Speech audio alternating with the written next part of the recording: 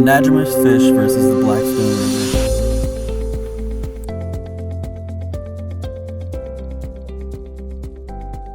The Blackstone River has faced years of pollution and degradation due to poor decision-making and the boom of the textile industry. In 1793, the Slater Mill was established. It utilized a water wheel to power the machines inside.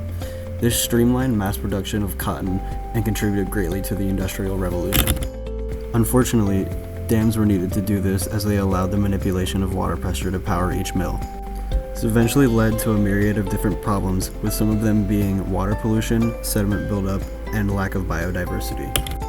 The Blackstone used to house an Atlantic salmon run as they traveled up into brackish water to spawn, but have completely disappeared in present day because of the dams being implemented in the Blackstone over the years. If you visit the river now, you won't find the Atlantic salmon, but you will find a series of other freshwater fish, including the American eel.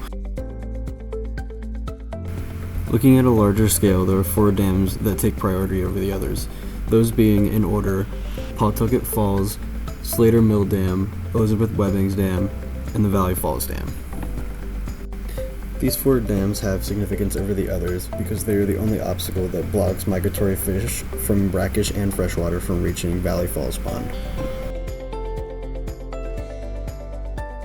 After visiting the site, Valley Falls Pond proves to be a promising final destination for fish attempting to get by the dams.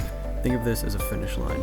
It provides an open space for fish to thrive, a chance to repopulate and exist outside of the main current of the river, and a valuable resource to explore biodiversity.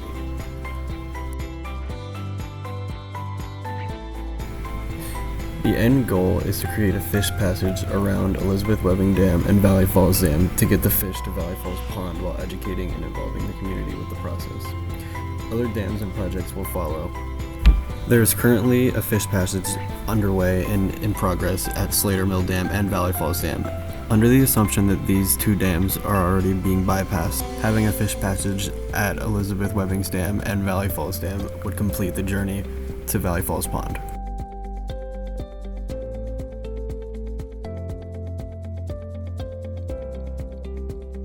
The first dam to be looked at is the Elizabeth Webbings Dam, an unused hydropower plant.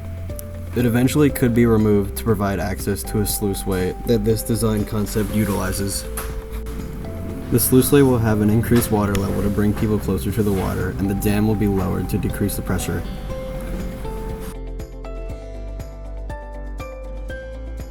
The bank conditions will also be improved to allow people to get much closer than they were previously able to.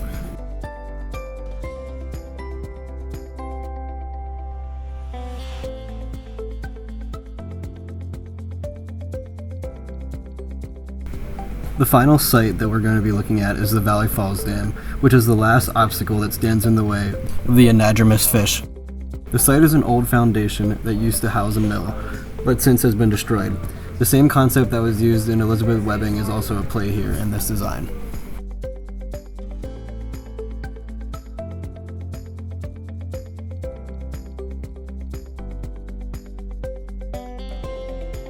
One of the main features of this concept is catwalks. They allow people to get lower to the ground and be able to see the fish more clearly and see them migrate through the space.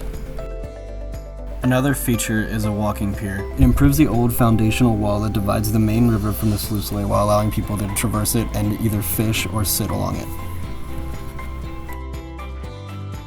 This site also has majorly improved bank conditions compared to how they were previously, and it allows more people to come into contact and get closer to the river.